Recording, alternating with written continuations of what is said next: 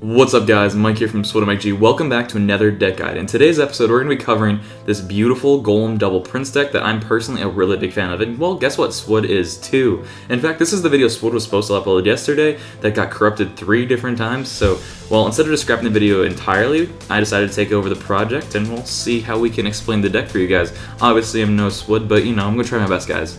So, let's talk about what makes this deck so good. Well, first off, the obvious thing you're going to notice right away is the fact that there's Pump in the deck. And well, a lot of the Golem decks last format had Goblin Hut. The reason for that is they were playing a poison bait aspects of the deck. They're going off the Night Witch and the Lumberjack. They're playing a lot of soft, squishy troops that lost out to big spells. So they played 1,000,001 troops that, you know, baited out those spells so they could get that nice push in and just get the dub.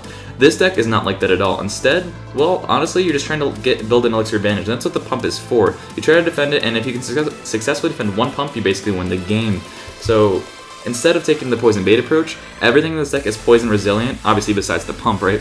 So you go ahead, you get your push together, and if they poison it, okay, cool, I guess. I mean, it's not really going to affect you that much, because everything in here has about 1,000,000 health. I mean, have you ever seen a poison, what it does to Baby Dragon, Prince, or Dark Prince? It's kind of laughable. The Mega Minion still survives, the Golem is going to just kind of laugh it off. It's just a little tickle damage, you know? We're not going to worry about small things like that. So this deck can 3-count really easily, which is something that's kind of cool. You're going to want to go ahead, and when you finally start pushing, just as soon as you hit 1, 2, 3, 4 elixir, just play something. Just always go in as hard as you can once you get those pushes, because you know the extra 2 elixir that you end up throwing in that your opponent doesn't have, a lot of times is the difference between a push being successful and taking a tower and a push fizzling for no damage. As weird as that sounds, so just 2, 3 elixir, 1 troop is all will make all the difference 9 times out of 10. And you know, obviously getting 3 crowns is cool too, guys. I mean, who doesn't like to share a nice, clean 3-crown replay to their clan mates? I mean, I know I do. So let's talk about why this deck is so good right now. So against other Golem decks, you're going to have an inherent advantage as you have a lot of troops that are just big, heavy troops. You can go ahead and do Prince, Mega Minion. It's a lot of DPS and it's going to tear through their stuff relatively quickly. And well, you can kind of take advantage of the fact that they have Night Witch as their main DPS by using Baby Dragon and Tornado to your advantage. The one issue though is the Goblin Hut in that matchup, as you don't really have an equivalent. But at the same time, you have the Pump, which is really key to that matchup, and is basically going to be how you end up winning that in the end. I mean, also against cheaper troops, like cheaper cycle decks, you're just going to want to cycle until double elixir or until you somehow have a massive elixir advantage, and then you're just going to go ahead and build a big push, and they're not going to be able to defend it. So pretty straightforward. So something else I want to talk about just a little bit is if you're pushing into other big tank decks like Giant, Golem, Hound, and P.E.K.K.A., you're going to want to go ahead and focus on Prince and Mega Minion as they're your DPS-related troops, and you're going to want to go ahead and use Dark Prince and Baby Dragon in combination with Tornado if they're playing squishier cycle-based decks. Things with Minion Horde, Goblin Gang, 3 Musketeers, Dark Prince, you know, anything paired with Tornado really just kind of gets the job done, and you're going to be in a fantastic position. So let's go ahead and, oh wait, this is not 3-player going over. Graveyard, there we go, this should be it. Okay, so let's go over this Graveyard Goblin Hut replay. Swood went ahead and did, and well, let's see what happens here. So, something I want to note right off the bat is Pump is kind of the perfect starting play, if we're being honest. So this deck is really good in the fixed cycle format the Supercell just released, just saying, because you can basically choose your hand to play Pump and defend the Pump really well, which is something I'm not a fan of at all for competitive play, but I really like for practicing mechanical play. So he's going to go ahead and play his Hut to start off the game with, which, as I said earlier, this deck doesn't really have a great way to deal with it, so it's just kind of how it is right now, and we're just kind of chilling, playing things in the back, playing it slow, and we're gonna work things out. So he's gonna play Nice Wizard in the back, and he's gonna log the Prince, not really having a great play, and he's gonna go ahead and finally cycle to that Poison for the Pump. And well, I'm actually really liking Swood's position right here. He's hitting real pretty because, you know, he's gonna be back to another Golem pretty soon. Wow, another Pump really soon, and all this stuff is just gonna fizzle out and do not all that much. So something I do want to talk about for this matchup specifically, since it's a Graveyard, is a lot of people aren't aware, but you can actually Tornado Graveyard to activate your King Tower. All you're going to want to do is you see that red like little line below your Crown Towers. You're going to want to play the Tornado on the red line closest to the King Tower. You can even do it on top of the King Tower, and you're usually going to want to wait 3-4 seconds and defend the top left corner of the Graveyard spawns, and just leave the bottom half alone, and you will activate the King Tower a relatively consistent amount of time. So just pro tips with Mike G here, guys. So at this point, he's going to go ahead and play Goblin Hut in the left-hand lane. This is something that I really like what he's doing here. He's going ahead and play Golem in the back right. What I'm assuming here is that he's going to go ahead and just kind of trade towers, because he committed 5 to the left, which isn't going to do anything, and he's usually going to be like, oh, he played Golem, so I'm going to punish it, right? So now he's down 12 elixir, and that's basically the prince on the right-hand side, and he's going to have, what, 2 elixir right now after the Mega Minion to stop this? Basically, this is over. And, you know, obviously Graveyard isn't the best deck in a 1-1 situation, and guess what? Golem can 3-crown like that. It can just make it look... He can eat you like a snack. The 2-crown is not an issue, whereas Graveyard is going to struggle really hard to get that last bit of damage in, so I think that was really well played by Swood, and well, I mean, I don't really blame him. He's a total beast. Beast. I said beach for a minute there? Yes, Swood is a beach ball, guys, so if you don't know, that's a secret gender conforming position, so yeah. Anyway, so I mean, that's just this game, you know, you get the nice clean 3-crown, so I approve. Mike G approved game for sure. Also using the claim the real GOTM. If you guys don't know who Gio is, he's a fantastic guy. Go follow him on Twitter. Really love the dude. He likes pizza a lot. Met him in person a few times. He's super chill. Now let's go ahead and talk about... I'm thinking, let's go over Hound Loon, because no one likes Hound Loon, so why not see an example of us trashing Hound Loon, right? So I feel like that's the move.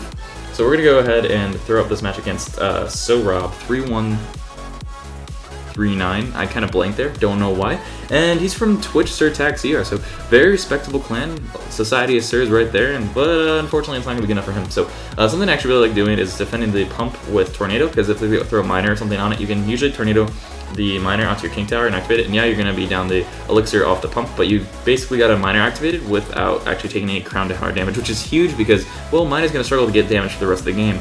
So something to note against Lava Hound that Swood didn't really get lucky with here is he has to cycle his Dark Prince to go ahead and get to Mega Minion. I honestly think he could have zapped the Mega Minion there and just cycled to Mega Minion a little faster, but that's a little risky because if the zap didn't kill the Mega Minion, Swood basically just lost the game right there. So I kind of like what he did with the Dark Prince. It was a little bit of a safer investment.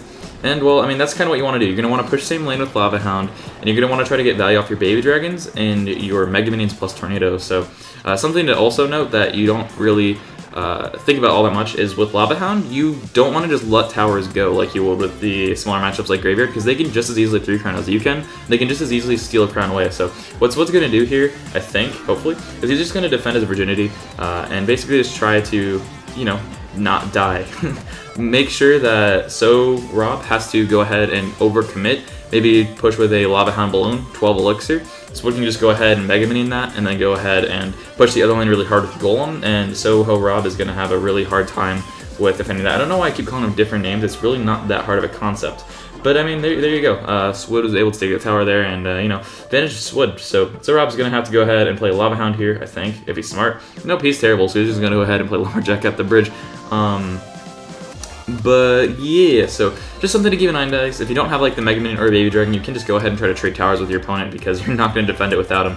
And if they're far enough out of your cycle, you're just in a lot of well, you're just not in the greatest of positions. So I was going to go ahead and once again go over the 2-tower situation here, knowing that Lava Hound struggles with the 3-crown, so if he can bring it into a 2-2 race, he feels pretty confident that he's going to win, because once you have the cards in cycle, you destroy them. You're just going to go ahead and Mega Minion, Baby Dragon, Tornado, and like their push is just going to get obliterated. Like this Baby Dragon is going to kill out those minions, it's going to do some damage to that Hound, and then, oh, yep, there you go, the Tornado is going to get that value in, finish off those minions. And that Mega Minion is going to get splashed onto a little bit. That Dark Prince is going to, unfortunately, not hit tower. But, you know, look at that Lava Hound, guys. It didn't even hit the tower once. It's just kind of chilling there, guys. And the 2 pups, they're not doing much. And then Swood is up a million elixir. The other guy has to throw up a balloon on the other side. And Swood can just go ahead and play Dark Double Prince in the pocket. And then just keep spamming. This is what I was talking about, guys. You just keep throwing troops in until you get that dub. Because, you know, when your opponent has 2, 3, 4 elixir, defending Prince, Dark Prince, Baby Dragon, Mega Minion, stuff like that is really hard when they stack up together. Because even if they have a little bit of health, with the other supporting troops, it makes it really challenging to defend. So that's something I think Swood did really well. I don't know if he actually gets the 3-crown. Unfortunately, he does not. But 72 tower, that's pretty close. In my opinion, it's almost better because it's just like BM enough. You know what I mean? Like you're like, yo, I got this win. I don't even need a 3-crown. I don't need that validation. I mean, just saying. So let's jump into this final game. It's against Giant. 3 Musketeers, which is a wild deck, if I must say so myself. Usually I'd say Giant is the lower of the 2 beatdown decks, but you know, it's kind of hard to say, especially because Swood doesn't have Fireball. So something that's going to be really absolutely key here is Swood's going to have to go ahead and push same lane, And he's going to have to use the Dark Prince or the Baby Dragon plus Tornado to get rid of the 3 Musketeers or the minions, depending on how this guy goes ahead and plays the game. That's going to be absolutely key, and he's also going to have to wait until Double Elixir to make it happen, because he also needs the Prince and Mega Minion to melt through the Giant, otherwise it doesn't really do anything for him, as, you know, the cards are just going to get picked away by the 3 Musketeers, and by the time they actually get there, the 3 Musketeers are going to have melted through the Golem already. So that's kind of what's happening right here. The Dark Prince and 3 Musketeers are going to come down, and Swood is not looking like he's in a great position right now. However, he does go ahead. Excuse me. He goes ahead and gets a really good Tornado then, finishing off that Dark Prince, finishing off 2 of the Musketeers, and putting himself in a really clean position. He might have been able to play that just slightly better.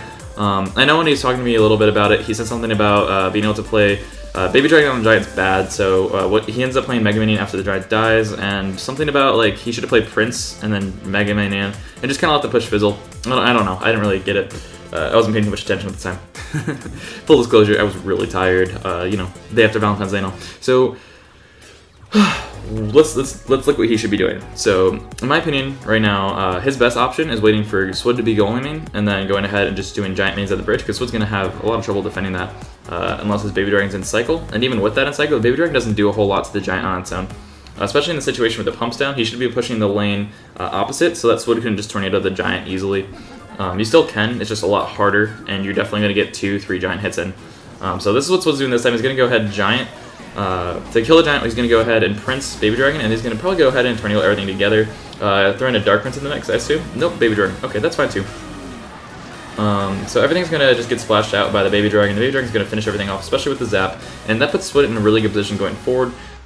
He's not in the best position ever, but his opponent, I don't know his name, kind of makes a mistake here. He goes ahead and some pumps. In my opinion, once you have the Elixir lead in Double Elixir with the Giant deck, you should probably just start pushing, especially when you're up in tower damage like that. And playing Giant in the back is abysmal. You want to be playing Giant at the bridge, pressuring as much as possible to make sure Swood can't build up a really big push behind the Golem, because that's where he's going to lose, and that's why he's going to lose. Also, splitting the 3 Musketeers is just bad, knowing Swood doesn't have Fireball. He just has to play cards around to make sure the Tornado can't get value. So anyway, you know, basically Double Elixir hits, and Swood's going to get a lot of value. Look at this, guys. Double Prince and Mega Minion are just going to melt through that Giant. It's not going to do anything, and then he's going to get really clean Tornado here. Finish off those 3 Musketeers, the Minions, the Dark Prince. Everything's just going to kind of get melted. And then look at that. That Dark Prince is going to do nothing against Double Prince, Double Mega Minion, and Baby Dragon. I mean, it's just not very likely, guys. It's unfortunately just how this deck works. It's really strong in Double Elixir, and you really want to already have the game secured and yourself in a really well-mannered position going in. Otherwise, it's going to slowly just fade away. Your advantage is going to slowly fade away, and you're going to eventually lose the game. So, you know, key tips for beating the deck if you don't enjoy it and actually end up seeing this a lot, because in my opinion, it's already everywhere, and if it's not, and you're not seeing it yet, well, you're going too soon, because the deck is phenomenal. It's relatively free to play. I mean, honestly, like, there isn't any legendaries in the deck. So if, like, for whatever reason you can't play the deck, I'd be very confused. You know, please play it at some capacity for challenges, ladder, etc. But I mean, some changes you can make if you really want to. The other variation of this deck is Poison Log or Poison Zap if you're not comfortable with Tornado. But I mean, you just get a lot more value out of the Tornado with the Baby Dragon than you do, you know, otherwise. So I really recommend this deck with Tornado. And if you don't have the Tornado, just stick with the classic version, which everyone already knows with, you know, the poison bait aspect, because that's just infinitely better if you don't have Tornado. But that's neither here nor there. Hope you guys enjoyed the video. As always, don't forget to like, comment, subscribe. Let me know what you think of this deck in the comments section down below. See you next time, guys. Join the G Crew. Peace out.